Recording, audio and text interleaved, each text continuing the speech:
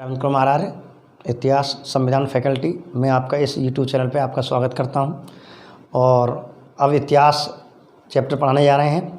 भारतीय इतिहास में आप जानते हैं सबसे पहले टॉपिक आता है सिंधु सभ्यता। तो सिंधु सभ्यता से ये टॉपिक हम चालू करते हैं। तो सबसे पहले सिंधु सभ्यता टॉपिक आता है। सिंधु सभ्यता में के अनेक भाग हैं। सिंधु सभ्यता को हम अनेक पार्टों में पढ़ने वाले हैं। तो सिंधु सभ्यता का जो पहला पार्ट है वह है सिंधु सभ्यता की स्थिति। सिंधु सभ्यता की स्थिति, आकार एवं क्षेत्रफल, इन तीन टॉपिकों में हम भारतीय इतिहास को पढ़ने वाले हैं। अर्थात सिंधु सभ्यता को पढ़ेंगे।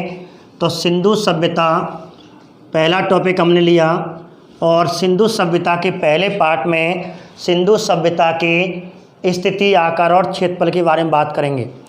एसएससी लेवल हो या रेट लेवल हो जो एसएस है, या राजस्थान पुलिस या पटवार हो और रेलवे भर्ती वाला एग्ज़ाम हो, सभी में एक प्रश्न आपको सिंधु सभ्यता का आने वाला है। तो सिंधु सभ्यता, क्योंकि इसमें टॉपिक दे रखा है भारतीय प्राचीन भारत की विशेषताएं। तो प्राचीन भारत की विशेषताओं, विशेष करके आपको ध्यान रखना, सिंधु सभ्यता की विशेषता पढ़नी है, वैदिक सभ्यता की विशेषता पढ़नी है और महाजनपद पढ़ने हैं, जिनमें 4 वेद पढ़ेंगे, रामायण पढ़ेंगे, पुराण पढ़ेंगे, महाभारत पढ़ेंगे।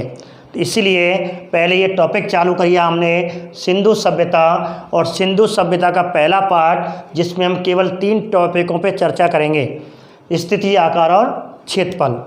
अब देखिए, इस टॉपिक को पढ़ने के लिए हमें एक डायग्राम बनाना है। तो डायग्राम, एक क्वेश्चन आता है, सिंधु सभ्यता का आकार कैसा है। सीधा प्रश्न आता है कि सिंधु सभ्यता का आकार कैसा है। तो उसी डायग्राम के तहत, तो सिंधु सभ्यता का आकार कैसा है, तो आपको ध्यान रखना, सिंधु सभ्यता का आकार त्रिभुजाकार है। कैसा? त्रिभुजाकार। सिंधु सभ्यता का आकार त्रिभुजाकार है। एक प्रश्न तो आपको ये मिल गया, ठीक है, एक बार। दूसरी बात, इस डायग्राम को समझने के लिए हमें चारों दिशाओं का ज्ञान होना आवश्यक है।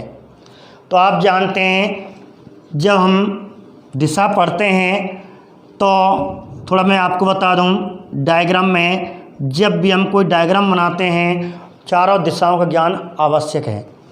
जैसे ऊपरी ओर उत्तरी दिशा होती है, ऊपर उत्तर होता है, नीचे नक्शा में हम दक्षिण दर्शाते हैं, इधर हम पूर्व और इधर हम पश्चिम दिशा। तो इसीलिए इस डायग्राम को हम 4 दिशाओं में दर्शाने वाले हैं। जैसे क्वेश्चन आता है, सिंधु सभ्यता का उत्तरतम बिंदु क्या है। तो सिंधु सभ्यता की उत्तर दिशा, सिंधु सभ्यता की दक्षिण सीमा या दक्षिण दिशा, सिंधु सभ्यता की पूर्व सीमा या पूर्व दिशा, और सिंधु सभ्यता की पश्चिम या पश्चिमी दिशा। तो सिंधु सभ्यता का, अब आपको इसमें 4 प्रश्न बनेंगे। क्वेश्चन क्या बनेगा कि सिंधु सभ्यता का उत्तरतम बिंदु क्या है, सिंधु सभ्यता का दक्षिणतम बिंदु क्या है, सिंधु सभ्यता का पूर्वतम बिंदु क्या है, और सिंधु सभ्यता का पश्चिमतम बिंदु क्या है।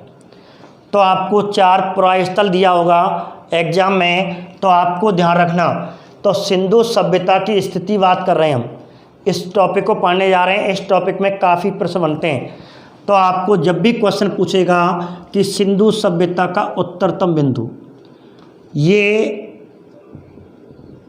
उत्तरतम बिंदु है, उत्तरी सीमा है, ये आपकी दक्षिणी सीमा है। तो सिंधु सभ्यता का उत्तरतम बिंदु क्या है। तो सिंधु सभ्यता का उत्तरतम बिंदु 4 पुरास्थल में आपको आंसर करना है मांडा। तो सिंधु सभ्यता का उत्तरतम बिंदु मांडा है।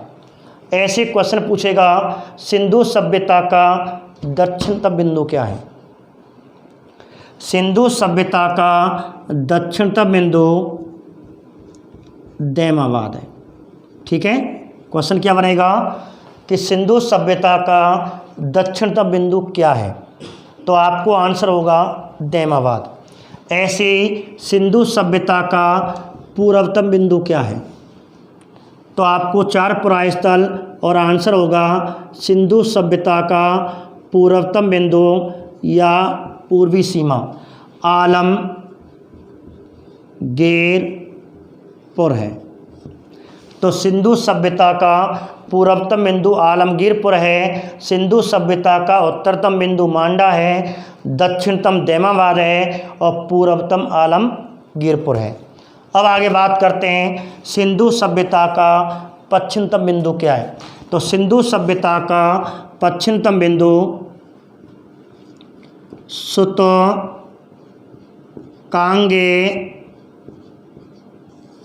है। ठीक है, तो चारों दिशाएं कंप्लीट। अब आपको आगे क्वेश्चन बनता है, 4 प्रश्न तो ये बन गए, एक प्रश्न आपका ये रहा, 5 प्रश्न हो चुके हैं। नंबर 1, सिंधु सभ्यता का आकार कैसा है, त्रिभुजाकार। सिंधु सभ्यता का उत्तरतम बिंदु क्या है, मांडा। सिंधु सभ्यता का दक्षिणतम बिंदु क्या है, दैमाबाद। सिंधु सभ्यता का पूर्वतम बिंदु क्या है, आलमगीरपुर। सिंधु सभ्यता का पश्चिमतम बिंदु क्या है, सुतकांगेडोर। आगे क्वेश्चन क्या बनेगा, ये 4 पुराय स्थल, इनका राज्य पूछेगा, इनका देश पूछेगा, इनका स्थान पूछेगा। सिंधु सभ्यता का जो उत्तरतम बिंदु मांडा है, मांडम पुराय स्थल या मांडा पुराय स्थल किस राज्य में है, आपको 4 राज्य मिलेंगे और आंसर करना है जम्मू कश्मीर। तो मांडा किस राज्य में है, जम्मू कश्मीर में। ऐसे अब आपको क्वेश्चन मिलेगा आलमगीरपुर किस राज्य में स्थित है, तो आलमगीर पुराय स्थल आपको 4 राज्यों में से आंसर करना है उत्तर प्रदेश। आपको बता दूं उत्तर प्रदेश के मेरठ ज़िले में है आलमगीरपुर, और इस प्रकार ये अखनूर जम्मू कश्मीर में है। अब आगे बात करते हैं दैमाबाद। तो दैमाबाद सिंधु सभ्यता का पुराय स्थल है, ये कौन से राज्य में है, फिर आपको 4 राज्य देगा और राज्य है महाराष्ट्र। ठीक है, ऐसे अब आपको क्वेश्चन पूछा जाए सिंधु सभ्यता का सुतकांगेडोर कौन से स्थान पर है, किस देश में, किस राज्य में है, तो ये भारत में नहीं है। इसलिए ये कहाँ पे है, तो ये पाकिस्तान के बलूचिस्तान प्रांत में है। पाकिस्तान का बलूचिस्तान प्रांत है और कौन से देश में हो गया, पाकिस्तान। तो निम्न में से सिंधु सभ्यता का कौन सा पुराय स्थल भारत में स्थित नहीं है, मांडा, आलमगीरपुर, दैमाबाद, सुतकांगेडोर। तो आंसर आएगा सुतकांगेडोर। ठीक है, अब देखो ये आपके क्वेश्चन बने, आगे बात करते हैं। अब क्वेश्चन आ जाता है मांडा किस नदी के किनारे स्थित है। क्वेश्चन आ जाता है आलमगीरपुर किस नदी के किनारे स्थित है। क्वेश्चन आ जाता है दैमाबाद किस नदी के किनारे स्थित है। ऐसे क्वेश्चन आ जाता है सुतकांगेडोर किस नदी के किनारे स्थित है। तो आपको 4 नदियाँ यहाँ आपको 4 नदियाँ देगा। ठीक है, तो आपको 4 नदी मिलेंगी। तो मांडा ध्यान रखना किस नदी के किनारे है, 4 नदी मिलेंगे और आंसर करना है चिनाब। ठीक है, ऐसे ही अब अगला क्वेश्चन मिल जाता है चिनाब किसकी सहायक है। ये ज्योग्राफी का प्रश्न है, लेकिन मैं आपको थोड़ा बता दूँ चिनाब किस नदी के किनारे स्थित है। तो चिनाब सतलज नदी की सहायक है और मांडा चिनाब नदी के किनारे स्थित है। चिनाब किसकी सहायक है, सतलज नदी की सहायक। तो ये सतलज नदी की सहायक है। ठीक है, तो विशेष करके आपको क्वेश्चन मिल गया जैसे मांडा कौन से राज्य में है, उत्तरतम बिंदु मांडा है। मांडा कौन से राज्य में, जम्मू कश्मीर। मांडा किस नदी के किनारे, चिनाब। अब आगे क्वेश्चन मिलेगा आलमगीरपुर किस नदी के किनारे स्थित है। तो आपको 4 नदी मिलेंगे। तो आलमगीरपुर हिंडना नदी के किनारे स्थित है। और हिंडन किसकी सहायक है, हिंडना यमुना नदी की सहायक है। और आप जानते हैं भारत के सर्वाधिक प्रदूषित नदी, वर्तमान में भारत के सर्वाधिक प्रदूषित नदी कौन सी है। तो आपको ये भी ध्यान रखना है भारत के सर्वाधिक प्रदूषित नदी यमुना नदी है। ठीक है। अब आगे क्वेश्चन मिलता है कि देमाबाद किस नदी के किनारे है। तो देमाबाद दक्षिण में एक नदी है जिसका नाम है प्रवरा नदी। और प्रवरा नदी किसकी सहायक है, गोदावरी नदी की सहायक। विविध क्वेश्चनों में आता है, गोदावरी के ऊपर प्रश्न आता है दक्षिण गंगा, दक्षिण की गंगा। तो ध्यान रखना गोदावरी को, जो गोदावरी है, गोदावरी को क्या कहा जाता है। गोदावरी के लिए मैं आपको यहाँ क्वेश्चन बना देता हूँ। जैसे क्वेश्चन आया, एक क्वेश्चन आता है दक्षिण गंगा किसे कहते हैं। अगला क्वेश्चन आता है दक्षिण की गंगा किसे कहते हैं। इस क्वेश्चन में आपको की शब्द लिख रहा है, दक्षिण गंगा, दक्षिण की गंगा। तो दक्षिण गंगा आ जाए तो आपको आंसर गोदावरी करना है। और यदि क्वेश्चन आ गया दक्षिण गंगा किसे कहते हैं, गोदावरी, गोदावरी ऑप्शन में ना हो तो आपको कावेरी करना है। ठीक है। लेकिन ऐसा नहीं होता, यदि हो जाता है तो ऑप्शन मिल जाता है, बोनस मिल जाता है। तो दक्षिण गंगा कावेरी कहते हैं क्योंकि कावेरी गंगा की तरह पवित्र है।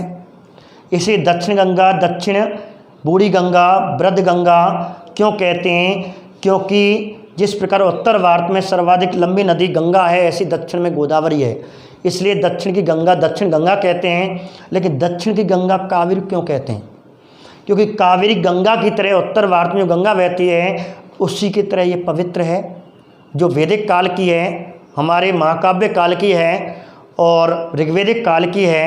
ऋग्वेदिक काल में कावेरी नदी को, जिस प्रकार उत्तर भारत में गंगा को इक्ष्वाकु वंश का राजा भागीरथ जी लाए थे, राम के वंशज हैं, अवतरण लाए थे, धरती पर लाए थे, ऐसी कावेरी नदी को दक्षिण भारत में हमारे एक महान ऋषि, महान मुनि अगस्त्य ऋषि थे। उन्होंने इस धरती पे और ब्रह्मा जी की कृपा से, शिव जी की कृपा से, पूर्णतः ब्रह्मा जी की कृपा मानी जाती है सर्वाधिक पुराणों में, और इस प्रकार दक्षिण में कावेरी नदी का अवतरण किया। इस प्रकार गंगा की तरह पवित्र होने के कारण दक्षिण की गंगा कावेरी को कहा जाता है। अब आगे, ये तो हमने थोड़ा सा इतिहास बताया, हम अपने चैप्टर की ओर चलते हैं। अब ये अगला क्वेश्चन मिलता है कि सुत कांगेडोर किस नदी के किनारे स्थित है। सुत कांगेडोर किस नदी के किनारे है। तो आपको आंसर करना है दास्क नदी। ठीक है। तो दास्क नदी किसकी सहायक है। तो दास्क नदी सिंधु की सहायक है। ठीक है। तो ऐसे करके लगभग हमारे एक खंड में 4 प्रश्न तैयार हो गए।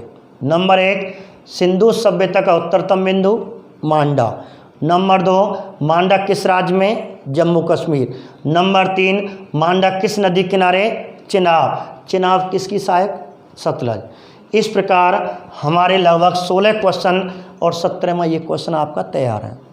अब आगे क्वेश्चन मिलता है, जैसे एक विषय ध्यान रखना, जैसे क्वेश्चन पूछे हैं सिंधु सभ्यता का पश्चिमतम बिंदु क्या है। तो सिंधु सभ्यता का यह पश्चिमतम बिंदु पूछे है तो आंसर आपका सूतकांगी डोर होगा।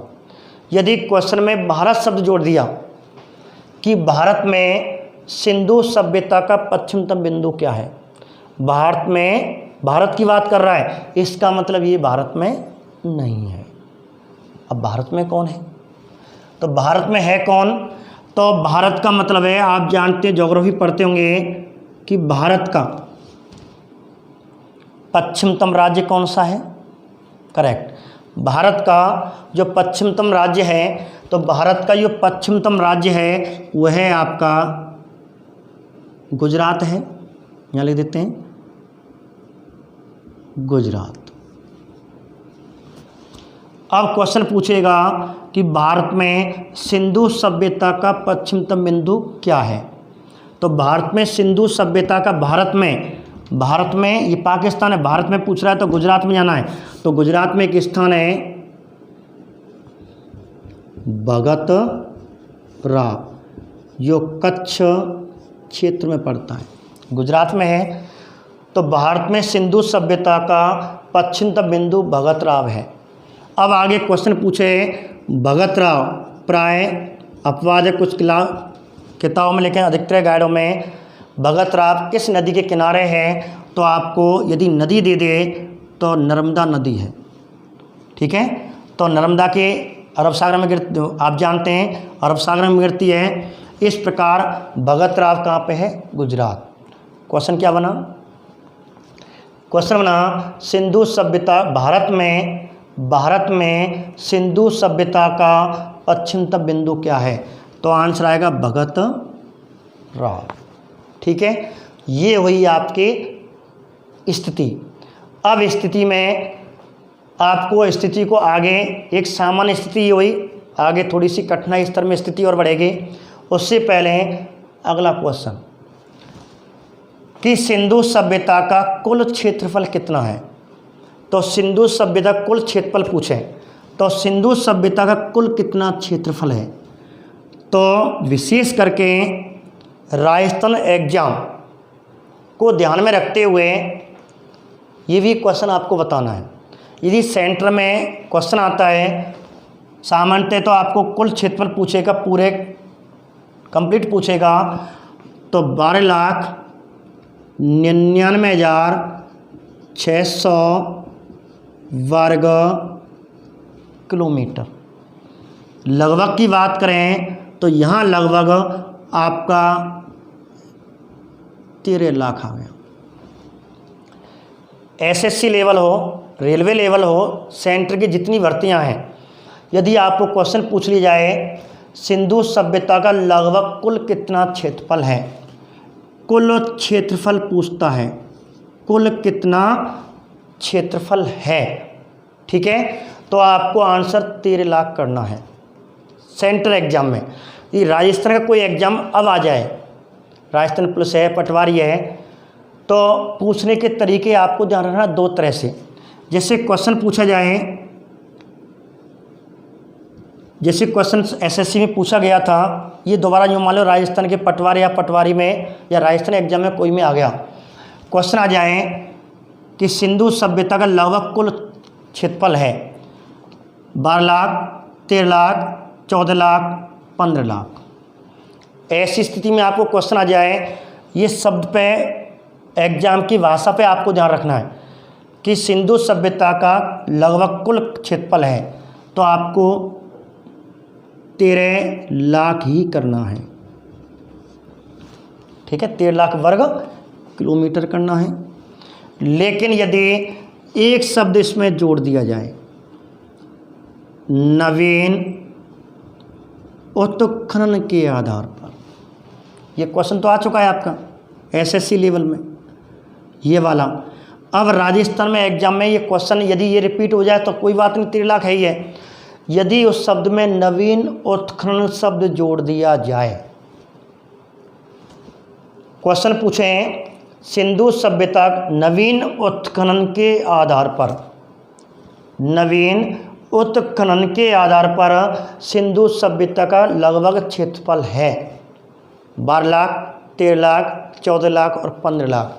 तो ऐसी स्थिति में आपको 15 लाख वर्ग किलोमीटर करना है, ना कि 13। सामान्यतः पूछे 13 लाख ही है इसके आधार पे, लेकिन नवीन उत्खनन के आधार पर पूछें। अभी आंकड़े आए 14-15 से आंकड़े और 18 में ये जारी किए और नई किताबों में इसको डाल दिया गया।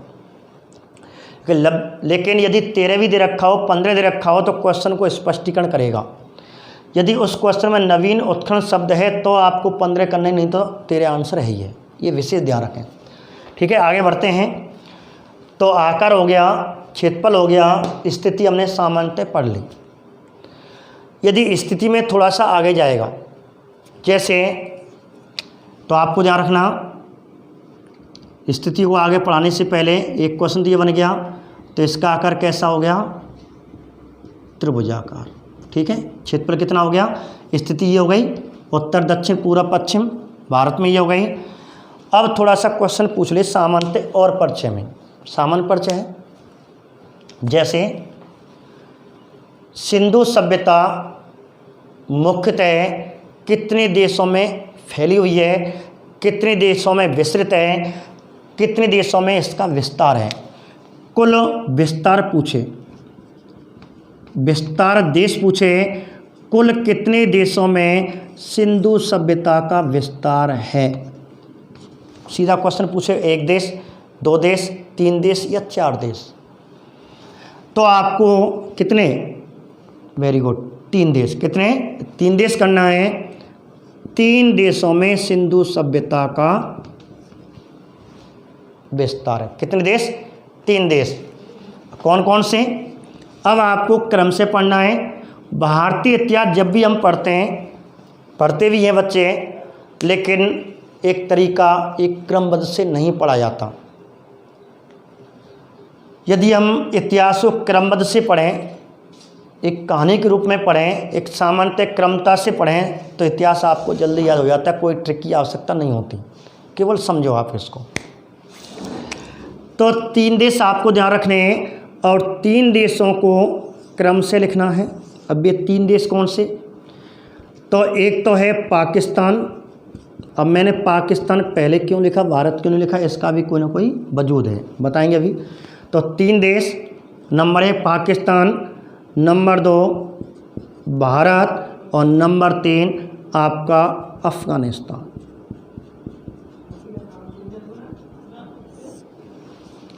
पाकिस्तान, भारत और अफ़गानिस्तान।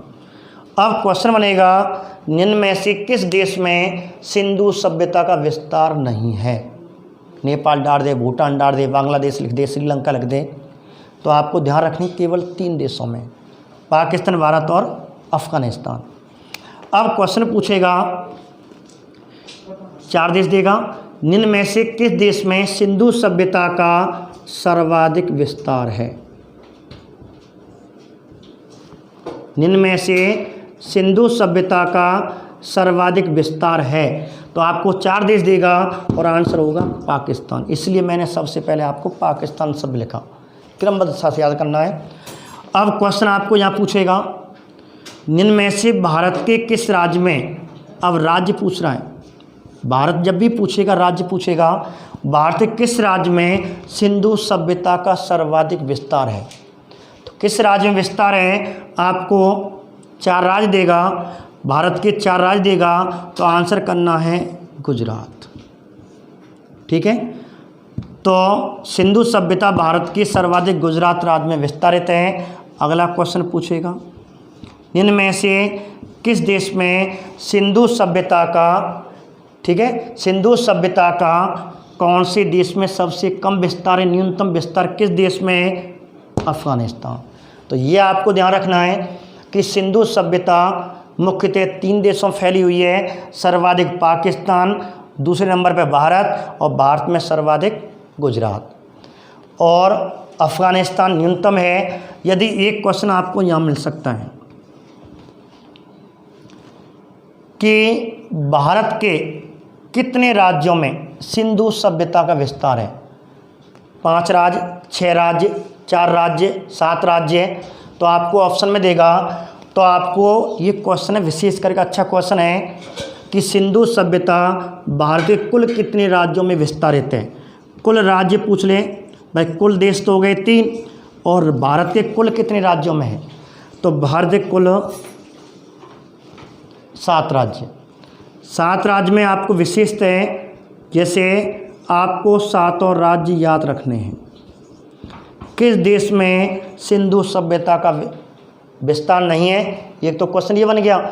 और भारत किस राज्य में सिंधु सभ्यता का विस्तार नहीं है, दूसरा क्वेश्चन बनेगा। तो आपको 7 और राज्य याद रखने हैं, सामान्यतः समझना है। जब उत्तरतम जाएं तो सबसे पहले कौन सा राज्य पड़ता है, जम्मू। अब जम्मू से बिल्कुल सीमा पे उतरते आओ तो जम्मू के नीचे कौन सा राज्य पड़ेगा, पंजाब। पंजाब का छोटा भाई हरियाणा, और पंजाब हरियाणा के नीचे आपका राजस्थान। राजस्थान के नीचे महाराष्ट्र, भगवान राम का बहुत ज़्यादा संबंध रहा महाराष्ट्र। महाराष्ट्र से नीचे और आपका, ठीक है, ये दोनों क्रम से गुजरात आता है, मैंने आपको ऊपर नीचे लिख दिया है।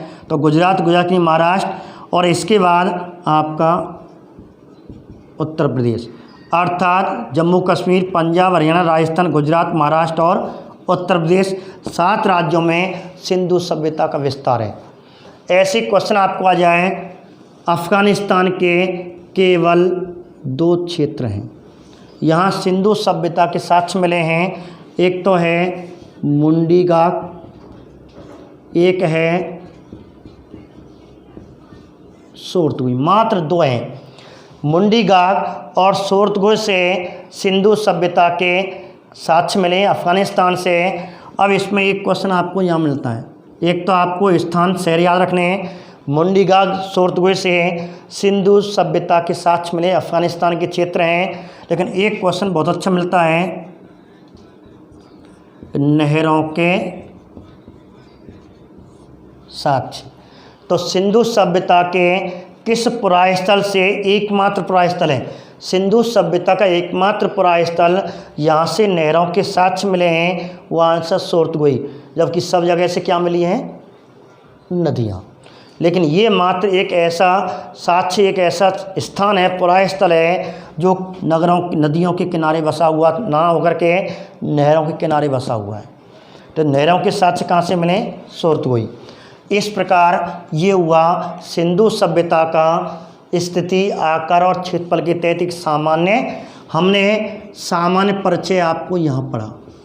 तो सिंधु सभ्यता का सामान्य परिचय हमने सिंधु सभ्यता के भाग पार्ट फर्स्ट में पढ़ा, और इसमें स्थिति, आकार और क्षेत्रफल पढ़ा।